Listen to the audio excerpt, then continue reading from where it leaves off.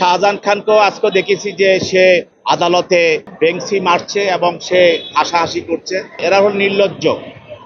এছাড়াও গতকালও আমরা বিভিন্ন খবর দেখেছি সে উদ্ধত্যপূর্ণ আচরণ করেছে, পুলিশকে রাজাকারের মতো কথা বলেছে। বিষয়টা হলো এরা হল নির্লজ্জ। এদের মধ্যে এখনো তারা যে 15 বছর মানুষকে নির্যাতন করেছে, হত্যা করেছে, গুম করেছে এবং তাদের মানুষকে ক্রস ফায়ারে হত্যা করেছে এবং সর্বোপরি জুলাই গণঅভ্যুত্থানের সময় তারা যে ছাত্র জনতাকে গুলি করে হত্যা করেছে, এই বিষয়গুলো তাদের কোনো অনুশোচনা নাই।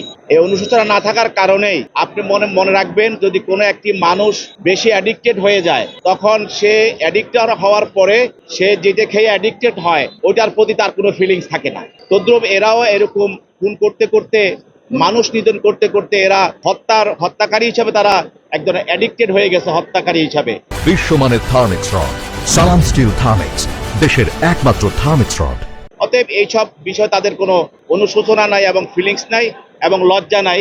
জাতির সামনে তারা কিভাবে এই ধরনের কথা বলতে পারে যদি ন্যূনতম তার লজ্জা থাকতো। তবে আমাদের বক্তব্য হলো তারা হাসুক আর কাঁদুক আর বেঞ্চি দেখ আর মানুষকে গালাগালি করুক আর পুলিশকে বিভিন্ন ধরনের কথা বলুক, এতে করে তারা যে খারাপ, তারা যে ফ্যাসিস্ট, তারা যে হত্যাকারী, এই বিষয় তারা বারবার প্রমাণ করছে।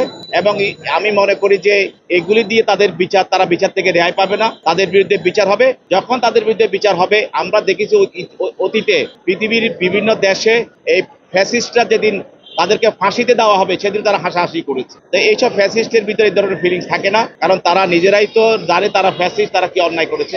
তা আমরা মনে করি যে এই তাদের বিরুদ্ধে যে আমাদের বিচার, সেই বিচারের মাধ্যমে আমরা তাদের এই হাসি, তাদের যে এই তির্যক বক্তব্য এবং আদালতে বেঞ্চি দেওয়া, পুলিশদেরকে যে রাজাকার বা অন্যান্য শব্দ ব্যবহার করা, এগুলি জবাব তারা পাবে।